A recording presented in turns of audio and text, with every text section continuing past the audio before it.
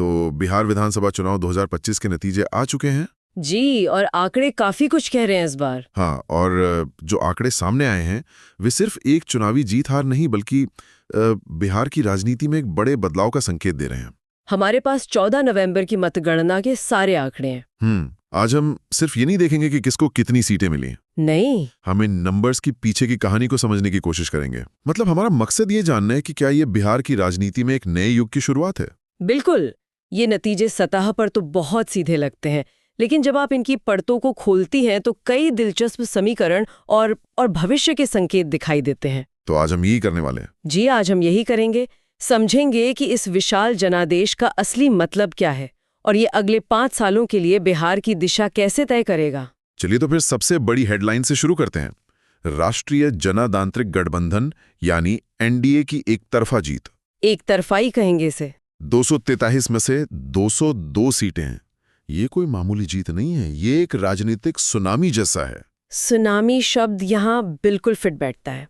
202 सीटों का मतलब है विधानसभा में आप सोचिए 3/4 से भी ज्यादा बहुमत। हाँ। ये सरकार को एक असाधारण स्थिरता देता है। लेकिन सिर्फ सीटों की संख्या ही नहीं, अगर हम वोट शेयर को देखें, जो हमारे पास आंकड़े हैं, एनडीए को लगभग 48% वोट मिले हैं। करीब करीब आधा। हाँ, ये दिखाता है कि जीत सिर्फ चुनावी गणित में नहीं है, बल्कि जनता के एक बड़े हिस्से के समर्थन से आई है। और मुझे जो बात सबसे दिलचस्प लग रही है वो है इस गठबंधन के अंदर की कहानी। हाँ, वो सबसे रोचक है। आंकड़े बताते हैं कि भारतीय जनता पार्टी मतलब बीजेपी 89 सीटों के साथ सबसे बड़ी पार्टी बनकर उभरी है जी। और उनकी सहयोगी जनता दल यूनाइटेड जेडीयू वो 85 सीटों पर है। ये फासला बहुत ज्यादा नहीं है। बिल्कुल नहीं। और यही इस गठबंधन की सबसे रोचक पहेली है। बीजेपी सबसे बड़ी पार्टी है, लेकिन जेडीयू भी लगभग कंधे से कंधा मिलाकर खड़ी है। सिर्फ 4 सीटों का फर्क है। सिर्फ 4। हाँ। इसका सीधा असर सरकार चलाने के तरीके पे पड़ेगा। कैसे? देखिए, फैसले लेने की प्रक्रिया में दोनों दलों का दबदबा लगभग बराबर रहेगा।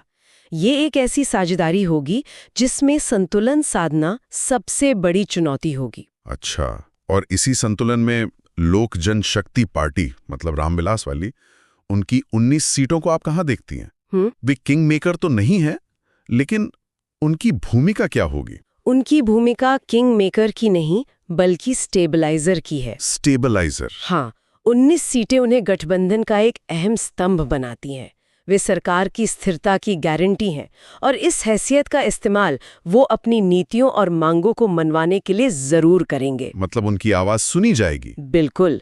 आप उम्मीद कर सकती हैं कि मंत्रालयों के बंटवारे से लेकर नीतिगत फैसलों तक एलजेपी-आरवी की आवाज को अनसुना नहीं किया जा सकेगा। तो एक तरफ एनडीए की ये जबरदस्त जीत है और इस जीत का दूसरा पहलू है विपक्ष की करारी हार। बहुत बड़ी हार।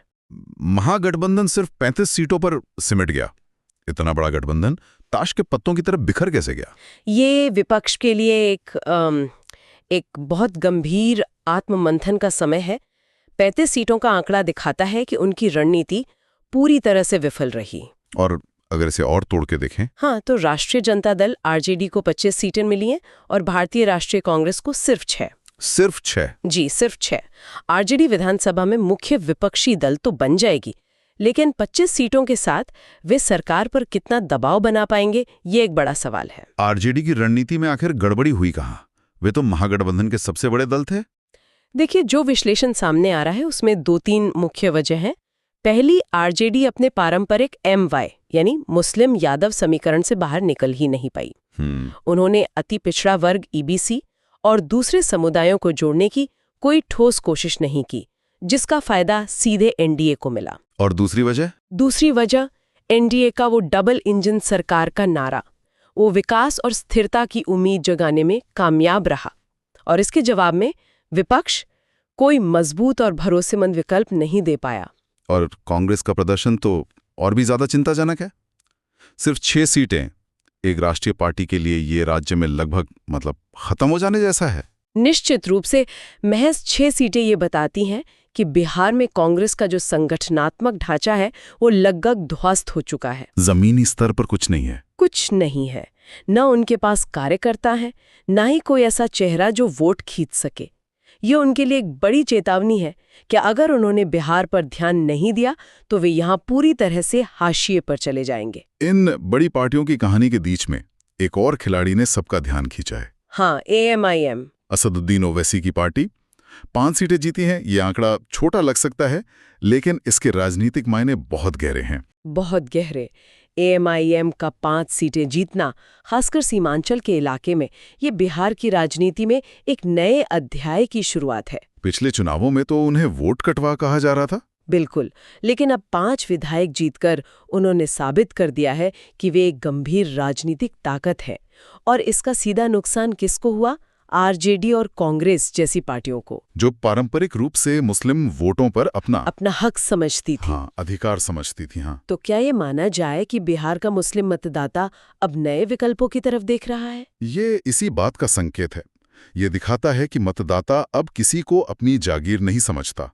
AIMIM ने वो मुद्दे उठाए जिन्हें RJD और कांग्रेस नजरअंदाज कर रहे थे, और उन्हें इसका फायदा मिला। पूरा फायदा मिला। ये इन पारंपरिक सेक्युलर पार्टियों के लिए एक खतरे की घंटी है। और हाँ, बहुजन समाज पार्टी की एक सीट भी। हाँ, BSP की भी एक सीट है। जी, वो भी ये दिखाती है कि छोटे दल भी राज्य में अपनी मौजूदगी बनाए रखने के लिए संघर्ष कर रहे हैं। इन सब आंकड़ों और विश्लेषण का एक ही चेहरा है, नीतीश कुमार। इन नतीजों के बाद वे रिकॉर्ड 10वीं बार बिहार के मुख्यमंत्री बनने जा रहे हैं। ये अपने आप में एक अविश्वसनीय उपलब्धि है। अविश्वसनीय ही है। इतने लंबे समय तक सत्ता के शिखर पर बने रहना, कई अलग अलग गठबंधनों को चलाना और हर बार वापसी करना, ये नीतीश कुमार की राजनीतिक कुशलता को दिखाता है। ये दर्शाता है कि तमाम उतार चढ़ाव के बावजूद बिहार की राजनीति में उनका कद और उनकी स्वीकार्यता अभी भी बहुत मजबूत है। लेकिन यहाँ एक विरोधाभास भी है। उनकी पार्टी JDU गठबंधन में दूसरे नंबर पर है, फिर भी मुख्यमंत्री वही बन रहे हैं। जी, कुछ लोग तो ये भी कह रहे हैं कि ये उनकी काबिलियत से ज्यादा बीजेपी की राजनीतिक मजबूरी है। ये एक दिलचस्प नजरिया है और इसमें कुछ सच्चाई भी है। तो ये क्या है? गठबंधन की राजनीति की खूबसूरती है या मजबूरी? दोनों कह सकते हैं। ये दिखाता है कि चुनाव से पहले किए गए वादे और नेताओं के बीच का भरोसा कभी कभी सीटों के अंकगणित पर भारी पड़ता है। सही बात है। NDA ने नीतीश कुमार के चेहरे को आगे रखकर चुनाव लड़ा था और जनादेश मिलने के बाद वे उस वादे पर कायम रहे। ये गठबंधन के सहयोगियों के बीच एक विश्वास का संदेश भी देता है। तो ये जनादेश किसके लिए है? नीतीश कुमार के नेतृत्व के लिए या फिर बीजेपी की संगठनात्मक ताकत और प्रधानमंत्री मोदी की लोकप्रियता के लिए? मेरे हिसाब से ये एक मिला जुला, एक संयुक्त जनादेश है। संयुक्त जनादेश। हाँ, मतदाताओं ने एक पूरे पैकेज को वोट दिया है। इस पैकेज में नीतीश कुमार का अनुभवी और जाना पहचाना चेहरा था, बीजेपी की मजबूत संगठनात्मक मशीनरी थी और केंद्र और राज्य में डबल इंजन सरकार से विकास की उम्मीद थी। मतलब इन तीनों चीजों का मिला-जुला असर है। बिल्कुल, वही इस प्रचंड जीत के रूप में सामने आया है। तो कुल मिलाकर बिहार के ये नतीजे एक तरफा जीत के बावजूद कई परतों वाली कहानी कहते हैं। बहुत सारी परतें हैं। एक तरफ NDA का मजबूत किला है, तो दूसरी तरफ उसी किले के भीतर सत्ता के संतुलन का एक नाजुक धागा है। जी, एक तरफ विपक्ष का सुपड़ा साफ है, तो दूसरी तरफ AIMIM जैसे नए खिलाड़ियों का उदय हो रहा है। सही कहा। और ये पूरी चर्चा हमें एक बड़े सवाल पर लाकर छोड़ती है। और वो सवाल क्या है? सवाल ये है कि 10वीं बार मुख्यमंत्री के रूप में नीतीश कुमार की प्राथमिकताएं क्या होंगी?